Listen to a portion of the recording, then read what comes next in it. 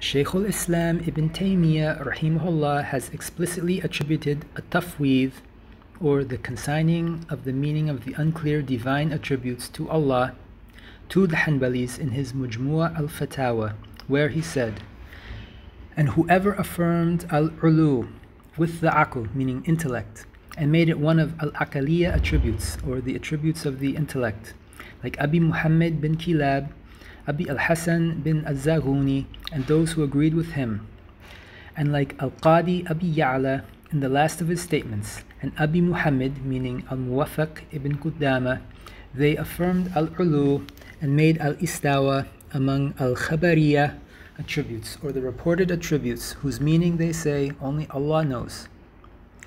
He then goes on to say, "What is meant here is that every sect that believes in opinions that contradict what the Quran indicates, they consider these texts from the mutashabihat, or those with the unclear meanings.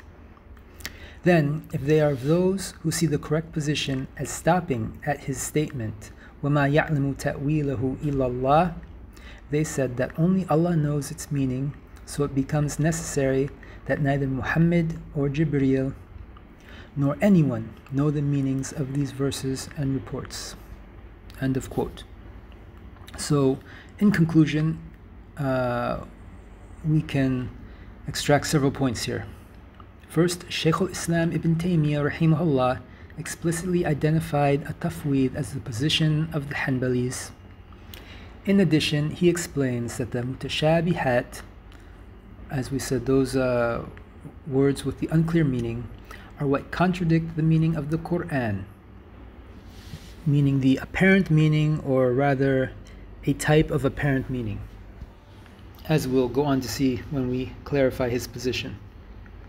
So, for what he believed, he also mentioned in defense of himself that these words of the divine attributes are either defined as mutawati' or mushtarak. So, just quickly to explain, with regards to the divine attributes, Hanbalis affirm the latter, meaning the mushtarak. So this means that there is a single word that can have multiple meanings. So for example, an eye can be an organ, part of a storm, like the eye of the storm, the faculty of intellectual or aesthetic perception or appreciation, an eye for beauty, a point of view or judgment, as we say beauty is in the eye of the beholder, or the hole at the head of the needle, etc. The former, al-mutawati', refers to the belief that such mutual acts of coinage are rather connotations to several things through a single act of coinage that exists as an abstract universal. I know this is a very difficult definition, so if we look at what's been quoted from Ibn Taymiyya in defense of himself, he said, "The truth of the matter is that these names," referring to the attributes, "are in fact used connotatively. For indeed, the term blackness applies connotatively to this blackness and to that blackness, while this blackness is not the same as that. Rather, what the term refers to is only what is common, or al-qadr al-mushtarak in Arabic, between them, namely an abstract universal." So, Hanbalis and Ibn Taymiyya are in agreement that the divine sifat or attributes exist and have a meaning. However, Hanbalis consider them of the mutashabihat and deny that their meaning is known, just as Al-Imam Ahmad radiyallahu anhu has said, "La kayf wa la ma'na," meaning without a how or a meaning. Ibn Taymiyya, while affirming unlikeness of Allah to his creation and rejecting expressing the how or resemblance of his attributes, did maintain that an abstract universal meaning is what is meant. So if we quickly refer to what Ibn Taymiyya has written, for example in al-Aqidah al-Wasatiyya, I think it will be clear what he's affirming and negating. So he said in al-Aqidah al-Wasatiyya, وَمِنَ الْإِيمَانِ بِاللَّهِ الْإِيمَانُ بِمَا وَصَفَ بِهِ نَفْسَهُ فِي كِتَابِهِ الْعَزِيزِ وَبِمَا وَصَفَهُ بِهِ رَسُولُهُ مُحَمَّدٌ صلى الله عليه وسلم من غير تحريف ولا تعطيل ومن غير تكيف ولا تمثيل. So part of faith in Allah is to have faith in the way He described Himself in His honorable book, and in the way described by His messenger Muhammad, peace and blessings be upon him, without distortion and negation, and without asking how or likening him to something else. And then he mentions the famous ayah from the Quran, لَيْسَ كَمِثْلِهِ شَيْءٍ وَهُوَ السَّمِيعُ الْبَصِيرُ. So there is nothing like him, and he is as-Sami' al-Basir. Then he goes on to say, وَلَا يُلْحِدُونَ فِي أَسْمَاءِ اللَّهِ وَآيَاتِهِ وَلَا يُكَيِّفُونَ وَلَا يُمِثِّلُونَ صِفَاتِهِ بِصِفَاتِ خَلْقِهِ. So they do not blaspheme against the names of Allah and His attributes, of names of Allah and His verses, nor do they ascribe a modality to Him, nor do they compare His attributes to those of His creation. So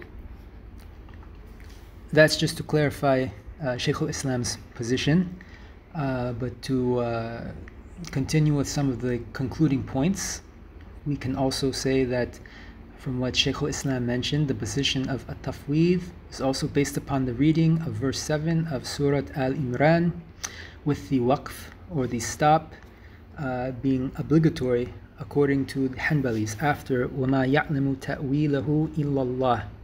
Here is the obligatory stop, just as was related by Ibn Abbas, Aisha, and other Sahaba radiyallahu anhum. So, by identifying a Tafweedh as the Hanbali position, it's attributed to Al-Imam Ahmad radiyallahu anhu, and hence the Salaf. Although Ibn Taymiyya considers his position that of the Salaf, he has attributed a Tafweedh to the Hanbalis. Even sincere Asharis recognize that this was the way of the Salaf, meaning a Tafweedh. Sheikh Muhammad Afifi al-Akiti has said in his foreword to Jibril Haddad's translation of Ibn al-Jabhal's Rad ala man qala bil-Jihah, the legitimization of ta'wil by the classical ulama and its systematic treatment in the golden age of Islam made it an established doctrine among Muslim theologians.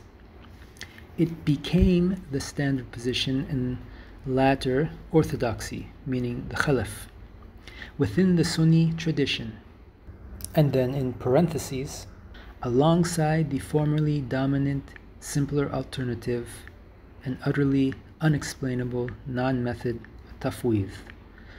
While I don't like their definition of a Tafweedh, now is not the time to refute it, and I think we've already discussed it a lot already, so it's clear what it is, and it's clear that it's the position of the Salaf, and it's clear that the position of the Salaf preceded that of the Khalaf.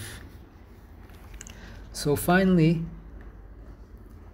the so-called modern Salafis are not Hanbalis according to this definition of Hanbalis, Shaykh al-Islam Ibn Taymiyya rahimahullah, and rather they should attribute themselves to him, wallahu alam.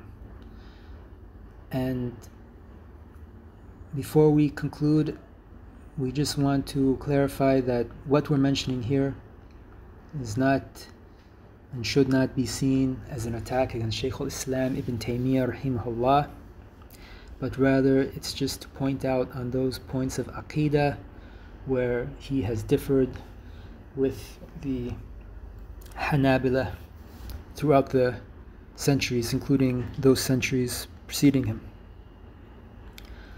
And unfortunately, even some of the attacks against him, which in some cases are not warranted, are even extended to the larger body of the Hanbalis themselves. So we are only emphasizing these points to make it clear what a Tafweedh is, that it is the position of the Salaf and the Hanabila who carry that mantle, and just to differentiate it with those positions of Shaykh al-Islam Ibn Taymiyya. Alhamdulillahi Rabbil Alameen, wa sallallahu wa sallam ala Sayyidina Muhammad wa ala alihi wa sahbihi wa sallam.